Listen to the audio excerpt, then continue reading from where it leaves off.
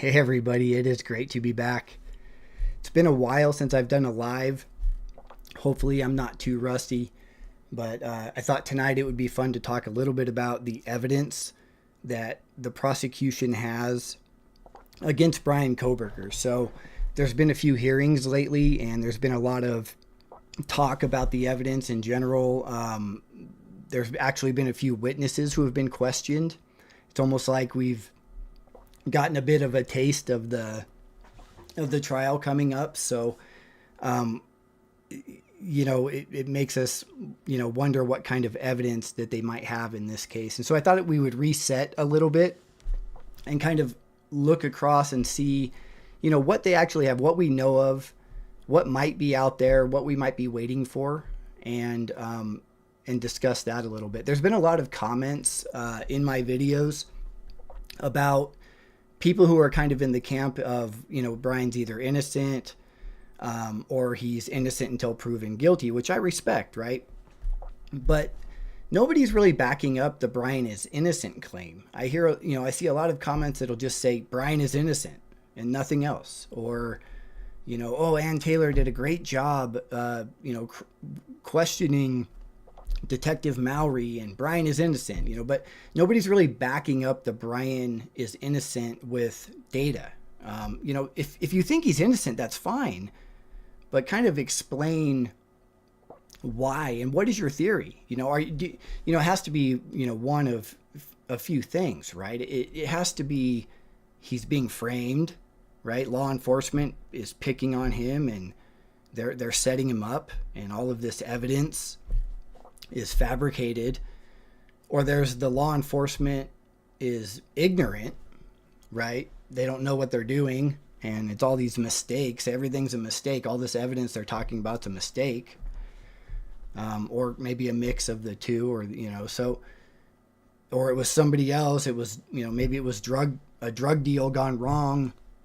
But back it up, right? Talk. If you feel like he's innocent, explain why. I want to know. I mean, I'm open-minded. If I saw something that pointed to his innocence, I'm all for that.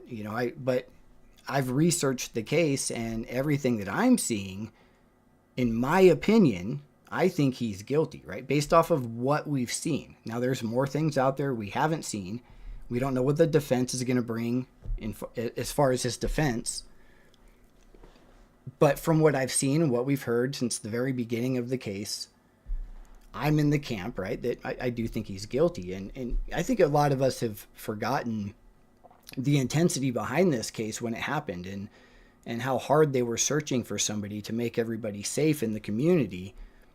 And now we have the defense kind of attacking the tactics law enforcement used, looking for these technicalities to get Bryan off for this murder, right? They're not coming to the table and explaining where he was that night in detail and telling the court how they're digging for video footage of Bryan in this other area. They're not doing any of that. They're coming and they're attacking all of these loopholes. They're using defense tactics 101 in Bryan's defense. There's nothing surprising going on here. And as soon as they had these hearings, people in Bryan's camp were kind of like, oh, did you see that? Look, there's missing video footage. Yeah, maybe there's a few videos out there that didn't get turned over yet that they're looking for, that maybe are buried in the 50 terabytes of data. I don't know if you realize how much 50 terabytes of data is. It's not a little thumb drive. It's not a hard drive like in your computer. It's, in order to hand over a hard drive of 50 terabytes, it's a huge stack of a hard drive, to hold all of that data. That's how much evidence. They have 15,000 pages and documents of binders of information about this case. They have 13,700 photographs, probably a lot from the crime scene, but they have other photographs. They have 911 audio, video, digital files. The 50 terabyte hard drive that probably contains kind of an overall view of what they have. 285 interviews. So think about that, 285 interviews. They talked to a lot of people. And when I talk about the evidence in this case, that is evidence. Bryan's behaviors after the crime, his classmates, his students that he interacted with, changes in his behaviors, that's evidence. Interviews with these people and the things they saw leading up to the crimes, after the crimes. So that's going to be relevant in this case. We don't know how many witnesses are going to come and testify, but they interviewed 285 people. Where did those 285 people come from? They had to have been people who had relevance or some sort of connection to this case in some way where they interacted with Bryan or the victims. 15,000 video clips they have in this case. So when we talk about the video footage, the defense is attacking these missing video pieces as if it's exculpatory. They keep throwing that word out, right? They love that word. A video on I-95 South showing nothing, not showing a white car, which I presume is the case that they're looking for. If they're really looking for the video, it doesn't help them in any way. Bryan could have taken another route, as we heard Detective Brett Payne testify. So we know he could have taken different routes. But what they're really doing is they're looking for something else when they're attacking this video footage. They're trying to target the way the prosecution and law enforcement handled the case as far as creating the probable cause affidavit. So what they're attacking here is the evidence that they're using and the way that it was put together in order to get the warrants on Bryan Kohberger. So they're going to try to say that law enforcement grossly misrepresented the facts in the PCA. So when they're talking about the cell phone pings and they have Cy Ray up there and he's talking about this missing data that he doesn't have, he's not even connected to the case. He's not the FBI. The FBI are the people who have this information. Law enforcement has this. He's not in the loop. So of course he's not going to have the whole story, all of the puzzle pieces. He's only seeing portions of certain things in the case, but there's other things that he's not privy to. And they're going to turn over all of these things that he's mentioning that might be missing in the case. So let's back up for a minute and look at the beginning of the case. So we know they have cell phone pings. And it's not just cell phone pings on the night of the murder, leaving his house and then picking him up, heading back to his house. We have cell phone pings leading up to the murder. So multiple times we have Bryan's phone in the area of the house. So to support those cell phone pings, we also have police body cam footage. For example, on October 21st, they pulled Bryan over in the area just outside of the neighborhood at 11:30 at night, which matches up with him going there multiple times in the late night, early morning hours, being in that neighborhood, creeping around. They have him on police body cam pulling him over right around the corner from the neighborhood. So that's going to validate their cell phone data. Not to mention the person who's processing, Nick Balance, who's processing this data, he knows his stuff. He's been associated with multiple high-profile cases, the Chad Daybill case, the Lori Vallow case. He knows what he's doing. He knows how to testify, and he's going to do a very good job of explaining this cell phone data, and they're going to be able to narrow down Bryan's movements pretty good, at least the phone. Now, the defense is claiming the data is wrong or somebody processed it wrong. Or you did it on an old software version, and we don't have that software version now, so how can we duplicate Detective Mowry's results? Again, loopholes, right? Looking for any little angle they can. How about you tell us where Bryan was? How about you explain that in a little more detail? I know it's early. It's not the trial yet. This is just motions to compel, but I'm just saying. They're playing the loophole game when an innocent man, there's a case very similar to Bryan's, almost identical, cell phone data, white car even, and they actually arrested a guy, and it took them 6 days. Once the guy told them his alibi and said, hey, you got the wrong guy, you need to look deeper, it took him 6 days and the guy was released. So same thing with Bryan. If Bryan were innocent, it wouldn't take him long for him to say, no, I wasn't there, and they would start validating that. So it's a big game going on. So we have the cell phone data before the murders. We know what happened the night of the murders. His phone went off, and his phone came back on about, half hour after the murders. And then he traveled around. He maybe cut across and went back into Pullman. And then the next morning, there's going to be some data, and then, he drove down into Lewiston. So with the cell phone data, they're also tracking him the next day down into Lewiston, and he's on camera once again at Albertsons buying stuff, unknown items. We don't know what those items were. Not sure if they would be related to the case or not. He might have just been trying to look normal at that time, but he did drive south, and they did track him with his cell phone data. So that's going to match up and validate their side of the cell phone data, regardless of what Cy Ray says. Even if he gets a chance to, I don't even think Cy Ray's necessarily going to get a chance to testify. You'll notice when in this last hearing, the prosecution didn't have anything for Cy Ray. They're not interested in what Cy Ray, all he's doing is telling them information about how this stuff works. He doesn't really have any insight into the real evidence in this case.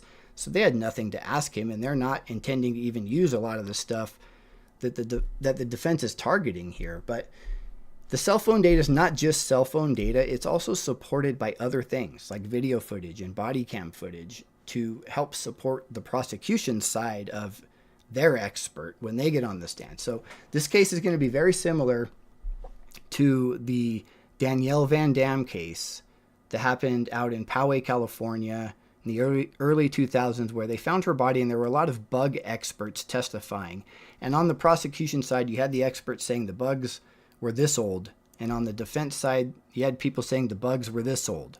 Both experts, right? And they're disagreeing on how old and what generation these bugs on the body were to try to determine how long she had been there in order to match it up with the travel pattern of the suspect. So this is just kind of fast forward 20 years, and we're going to have experts on both sides testifying against data, and who are you going to believe more? So the more supporting things you have to back up your cell phone data, the better, right? And there's a lot to back it up. So in addition to those things, we have the video footage from the night of the murders. We have a white car in the neighborhood. We don't know how good that footage is. We don't know how much of it there is. There's a lot of it. We don't know. There could be a clear picture. There may not be. They might all be blurry. But it's not just the video footage. It's everything together, right? You have to look at the evidence as a whole when you're looking at the guilt here or the innocence. You can't narrow down each individual piece and say, well, the cell phone data, there's a loophole here, so you can't think about that. And the video footage could have been a different year car. You can't think about that. You put it all together, right? So you have the cell phone data, you have a white car, Bryan drives a white car, it's his phone, you have the body cam footage, you have him going down south to Lewiston. That adds validity to all of that cell phone data and the video footage, right? It validates the video footage as well. So the cell phone data, the video footage, the body cam footage, all kind of working in collaboration together. We have an expert FBI analyst processing this data. So I'm pretty sure that that's going to be locked up pretty good, regardless of how clear it is. It might be estimates, but it's enough to get the warrant to get Bryan's DNA. And that's what really brings us to the thing that's going to get him, is the DNA.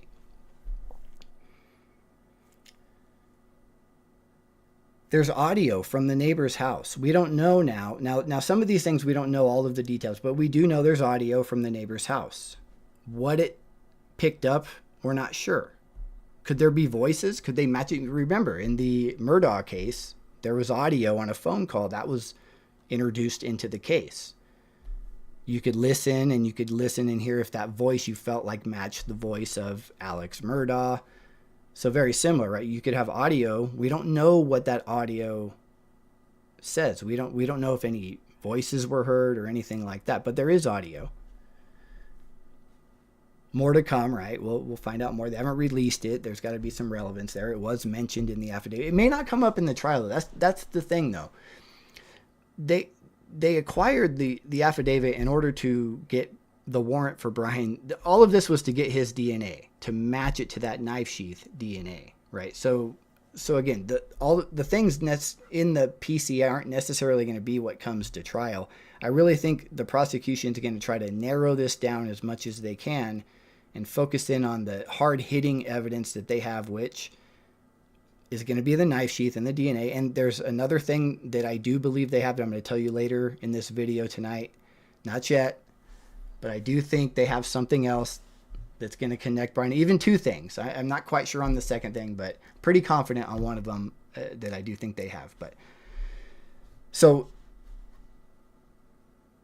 they have the footprint. Again, the PCA, it may not even come up. That was enough because that supported the eyewitness account. So again, more evidence. We have an eyewitness. We don't know what Dylan saw or heard. We don't know what she told law enforcement. They've only released a small portion of that. There could be more. We don't know. But again, we have an eyewitness, and at a minimum, we know the eyewitness gave a description of the perpetrator, which does match Bryan. So it's a small thing. It's bushy eyebrows, right? And I don't know if you've noticed, but the longer Bryan sits in jail, the bushier his eyebrows get. He was cleaned up pretty good when they first arrested him in that first couple court appearances. They made sure, but they've slipped a little bit, and that stands out. So it's small. It's a description, but it's one more little thing when you add it to the cell phone, the video, all of the other things, and now you have an eyewitness account at a minimum saying this person fits his body type and his profile, right? So you have an eyewitness on the profile. You have video footage of the car. You have cell phone pings, video pings, all supporting each other. It's a spider web, right? It's not one thing individually. They're all supporting each other. There's forensic analysis from the victims' phones, and I think that's more regarding timeline. I don't think there would be anything on there unless they snapped a photo or something like that. I doubt it. I really do. It's just kind of a speculation thing when they say, a forensic download of the roommates' cell phones help them determine the time frame. So maybe there were some text messages or something like that happened, but something happened between 4 and 4:30 on the surviving roommates' cell phones.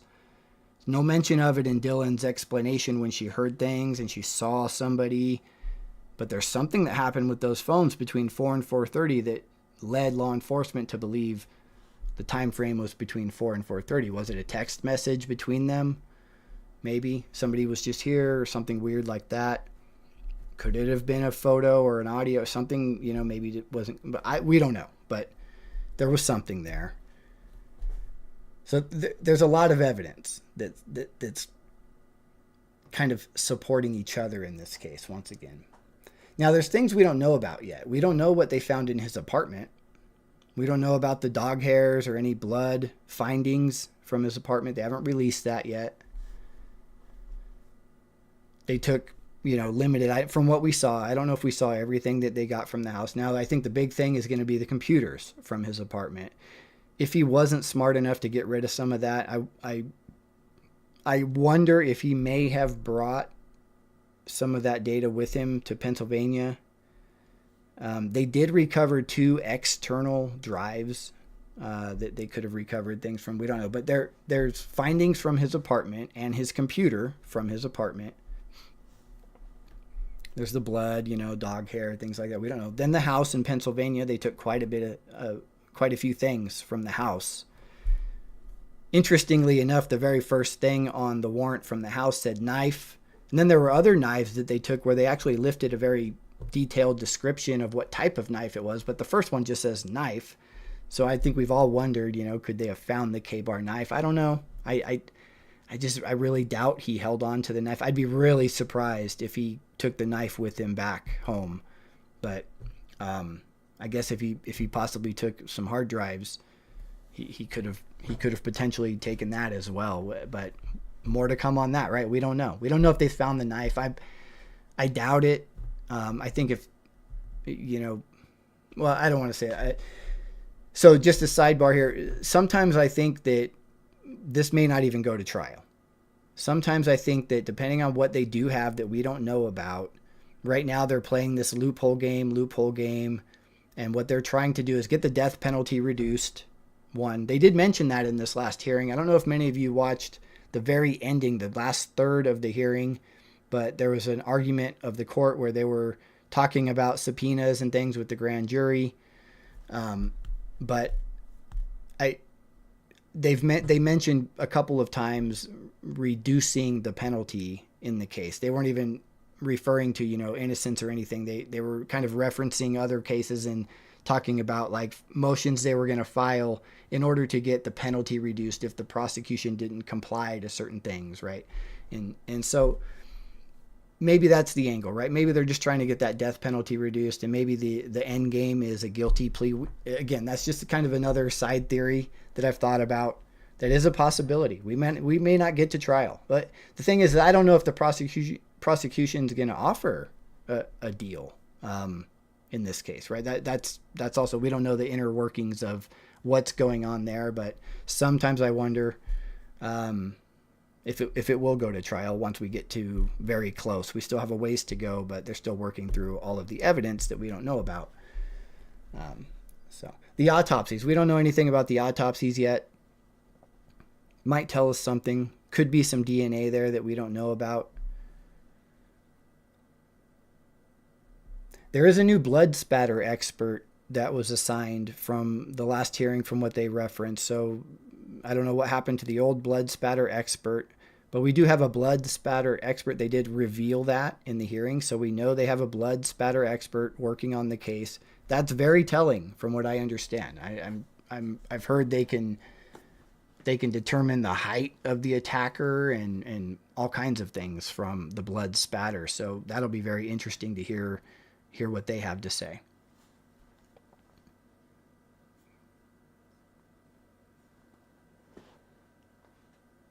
I've noticed also the defense hasn't been saying anymore. There's no connection to the victims. There's no connection. And they were kind of upset in this last hearing as well about some sort of key piece of evidence. It was really interesting. The defense at the end of the hearing said, they were complaining about the subpoenas that the prosecution used in order to get some of this evidence in this case. So again, they're attacking technicalities, right?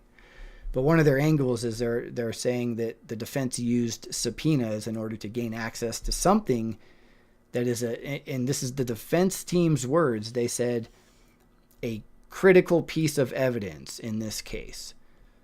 So a critical piece of evidence, if the defense is saying that, it's got to be against Bryan, right?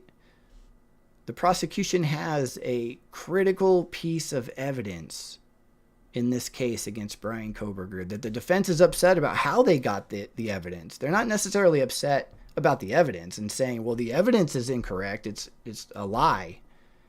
They're upset about how they got the evidence.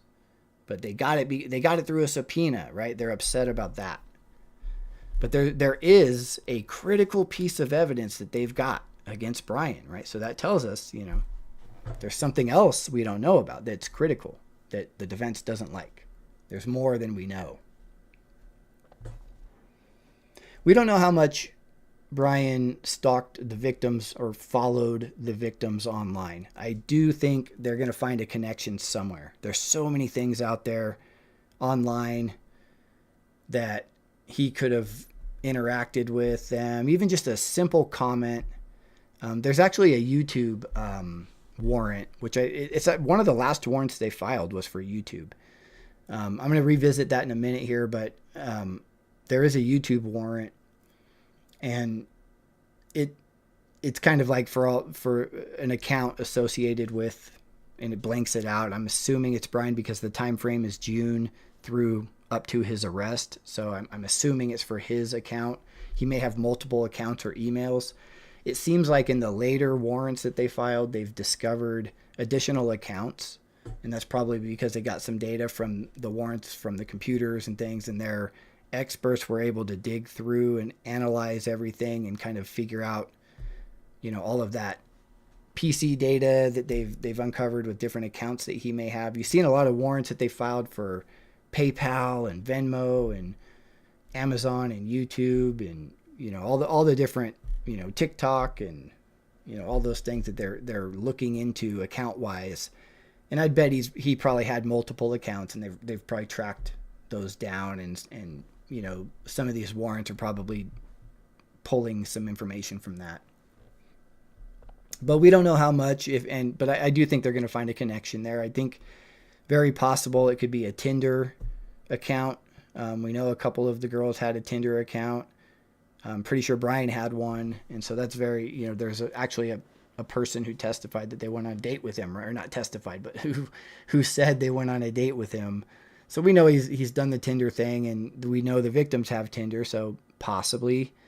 But I think they're going to find something in the history. But maybe that's what the defense is upset about. Maybe that's something that they found. It's a critical piece of evidence, a connection to the victims. That's, people who are kind of in the camp of Bryan is innocent, that's big, right? There's no connection to the victims.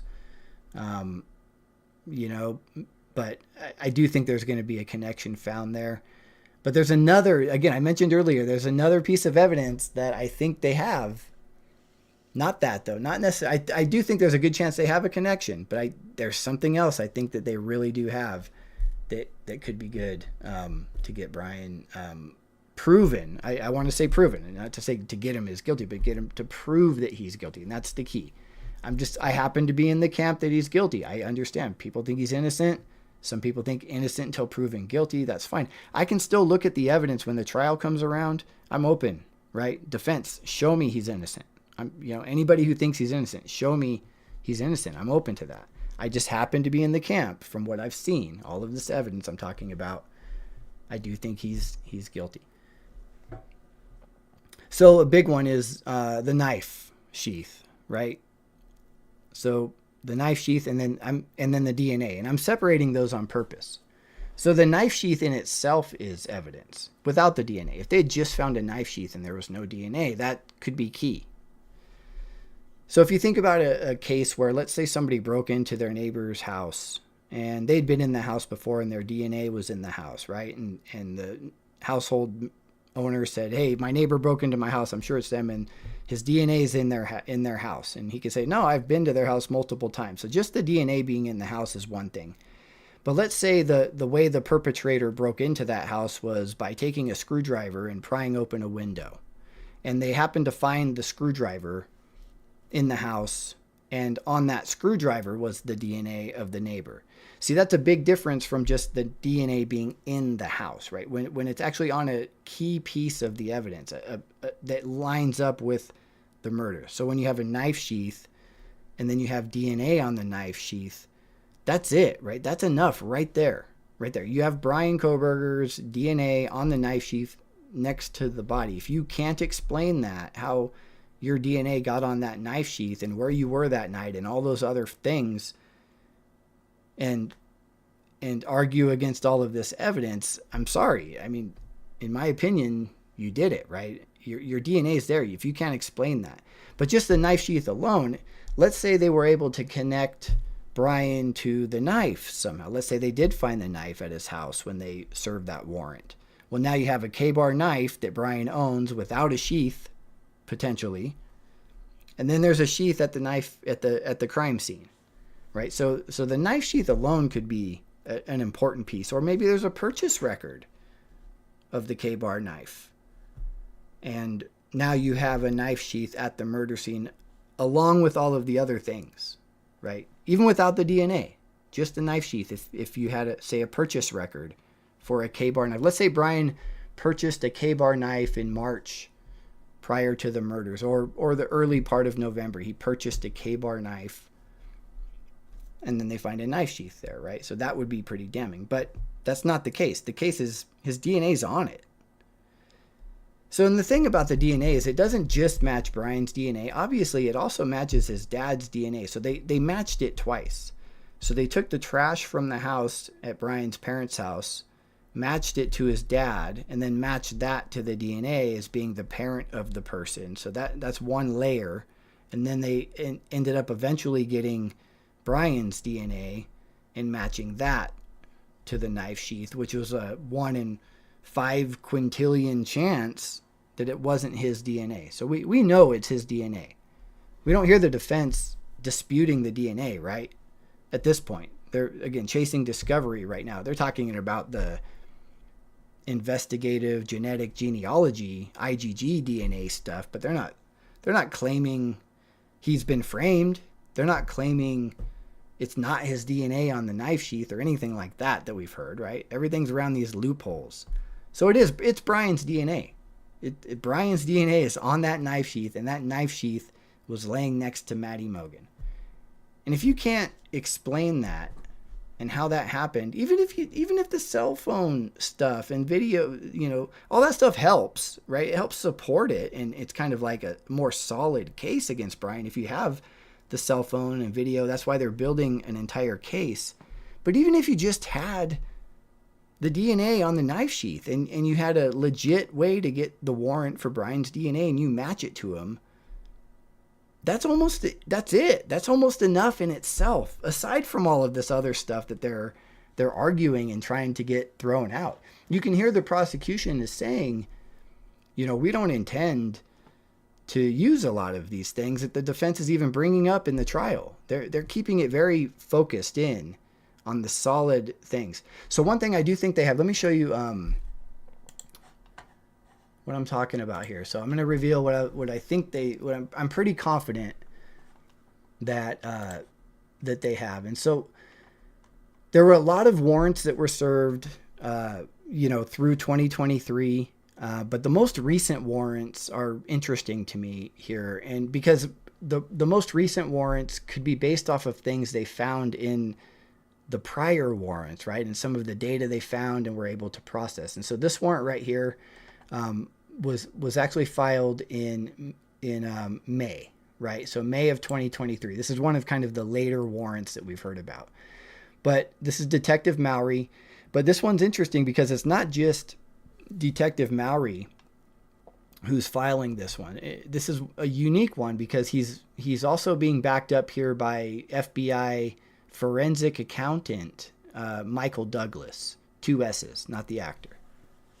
So Michael Douglas has also been somebody who worked on the Daybill and Vallow case. So if you look up some of the testimony on that case, you'll see that he also, you'll kind of get a sense for what he's going to bring to the Kohberger case. But what he does is he can look through all of these records, all of these warrants that they've filed in the past, through the financial associations, things like that, and they can really narrow down to a more specific time period if they want to find something specific they're looking for. So he's part of that, right? So he's able to process all of this data and determine smaller time frames. So you might remember early on they had filed a couple of warrants, and one of them was for Blue Ridge Knives, and it was looking for K-bar knife sales from Blue Ridge Knives, and they had talked about a couple of bulk sales. So one was like 380 units, one was 400 and something units, right? And so they were trying to kind of find that trace to the knife. And then they had also served a warrant on Amazon, early on in the case. Well, now we had another follow-up warrant here being served to Amazon in May, backed up by the forensic accountant Michael Douglas, which tells me that they processed something. They narrowed down this time frame, and now they're following up to look for something more specific here. And so on May 8th, they got the search warrant. It was served on the 10th, and on June 27th, forensic accountant Douglas received the data, and then he processed it for about a week. It took him about a week to process that data that he got. So there's something there. And then he handed that over to Mowry, who inventoried it and kind of put it where it goes. But what they were doing here is, so we can see here that the property found and taken from the warrant, it's blocked out, but we do see where the whiteout has a couple lines here. And so we know, there's something there that came back from this Amazon warrant that was filed in May. And so here's where it kind of explains what they're looking for. And so they say here that they're looking for, and I'm pretty sure this is Bryan Kohberger's account here, but they're looking for the time period of March 20th to March 30th. So we have a 10-day time period, and then we have November 1st until, oddly, December 6th. So about a month, right, on that. So we've got a 10-day window and about a 36-day window. And what they're looking for here is, they've blocked out the name and email, phone number, but all detailed customer click activity pertaining to knives and accessories. So all details of payment methods used for orders made. So they're going to look for any payments, any purchases, right? Any records of that.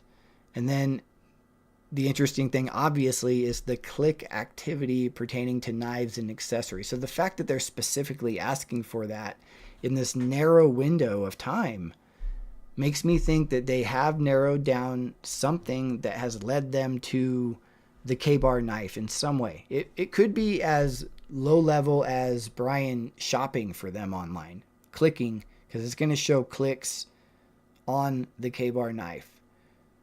It's going to show any browsing activity, any searches or anything like that in regards to K-bar knives and accessories, or just the sheath. Maybe he had a K-bar knife from when he was a kid that didn't have a sheath, and he ended up buying a sheath at some point. Who knows? But most likely he bought it.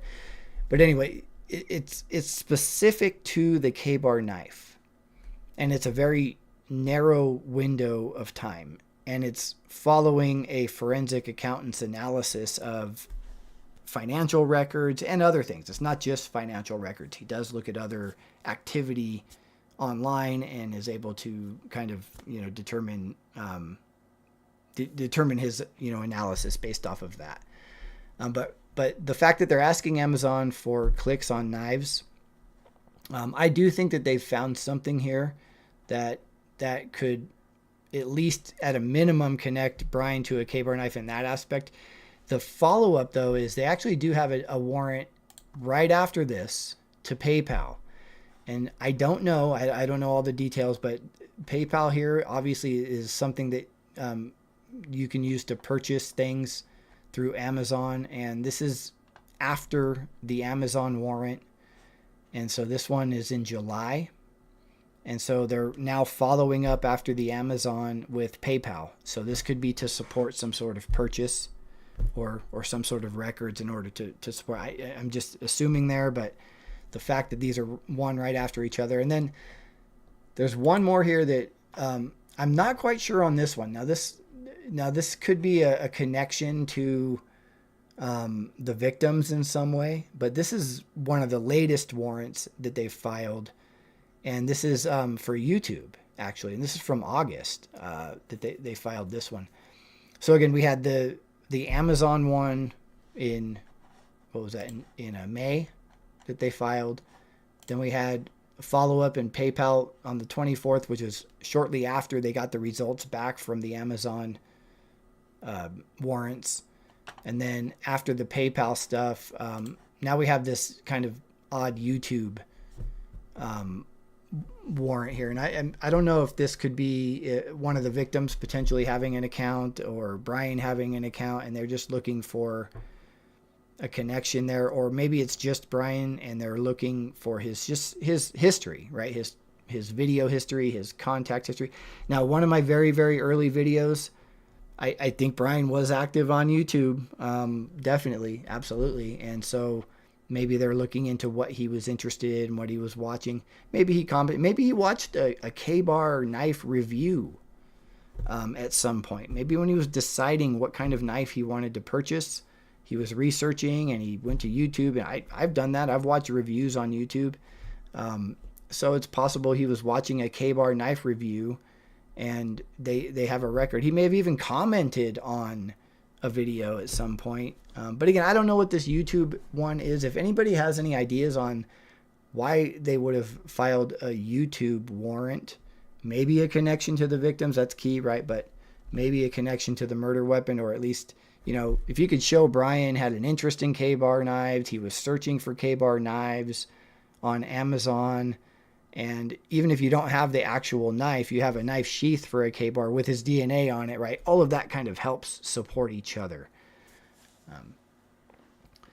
So again, if you think you're if you're in the camp of Bryan's innocent, or he's innocent until proven guilty, and just tell me why. I want to know. I really do. I would love to hear somebody tell me something that I go, wow, yeah, you know what? That's a really good point. It couldn't have been Bryan.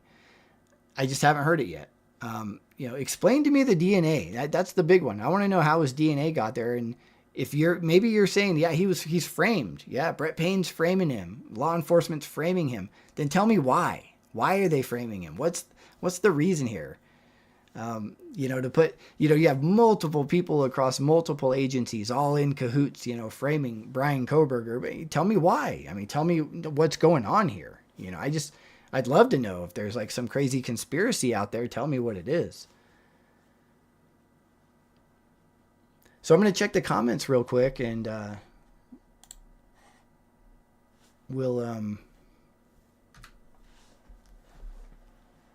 see if I can answer any questions or comments here before we wrap up tonight. Let me know what you think, though, about the evidence there's more we don't know about, right? There's absolutely more evidence that we haven't heard the results on. They're not revealing to us. I'm sure the defense knows about quite a bit of it through discovery, of course. And that's why I think it's very possible that we could not see this go to trial. I hope it does. I really hope it does, because we're going to learn so much more if it does, right? If he pleads guilty and everything stays hidden, that'd be very frustrating, right? So I really hope it goes to trial, but we'll see what happens after all of these motions to compel kind of work themselves out. And just one more thing on the motions to compel. It's not like the prosecution's not turning things over or playing some game. They're working together. The prosecution and the defense, they're communicating probably daily and working together to find these things. There's just a few places where they're butting heads. There's a few pieces that are missing that maybe Ann Taylor isn't satisfied with how long it's taken, and the prosecution maybe isn't in a big hurry because maybe the FBI has some of it, or maybe they feel they've turned it over, and there could be something going on, behind the scenes there, but they're working it out together. That's what's going on here with these motions. This isn't the trial. These are motions to compel. This is leading up to the trial. There's so much more to come here. Once they kind of get all their ducks in a row, then the defense can determine their next steps. Maybe they're just trying to get the penalty reduced. And then if they can get the penalty reduced from the death penalty, then maybe there's a guilty plea on the table. But if not, you might as well go to trial, right? If it's a death penalty case, you got nothing to lose. And if they're not offering you a guilty plea, I don't know how that, I don't know if it's something where the prosecution will just say, nope, we're not taking a plea. We're pursuing this to the, based off of the wishes of the families. But we'll see what happens with all of that. So, some new names I see in the chat. I don't think I'll catch them all, but a few of them. Sean, Sasha, good to see you. Angel, Brian, good to see you. LH, got to give some shout outs. Sasha, some new names. Dandy. Hey, KJ. Harlot, so good to see you. Glad you're here. Yeah, it's been too long, everybody. I'm back now. Definitely want to do more lives. This one was actually kind of on a whim. I was actually going to make a video about this, and I just said, I'm just gonna go live and talk to everybody and say hi and kind of get back into it. So it's good to see everybody. RI, always good to see you. So let me know what you think, everyone. If I missed anything in the evidence list, put it in the chat there. Yeah, so Brian's talking about kind of the Xana mom thing, and I don't think it's relevant. I don't think there's anything there. There just hasn't been anything from the defense that's pointed to them kind of going that angle of like a drug deal connection and kind of a history there. They're just not. Doesn't seem that that's on the table. Yes, Angel, you've been a member for so long. I appreciate that so much. Thank you.